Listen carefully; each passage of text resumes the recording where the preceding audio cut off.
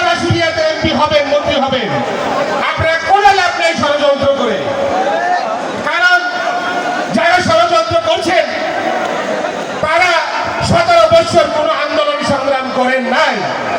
বাবু ভাই ছিল ঢাকা জেলার সভাপতি। আন্দোলন সংগ্রাম যদি করে থাকেন তার নেতৃত্বেই করেছেন। তার নেতৃত্ব ছাড়া ঢাকা জেলায় কোনো আন্দোলন সংগ্রাম হয় নাই।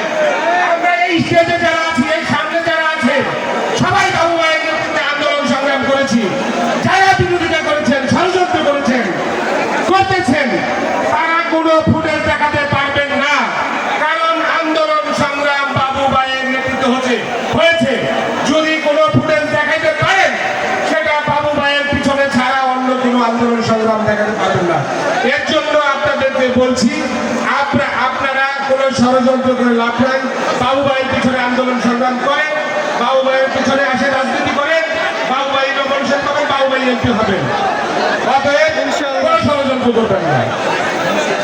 সবাইকে ধন্যবাদ। আসসালামু আলাইকুম।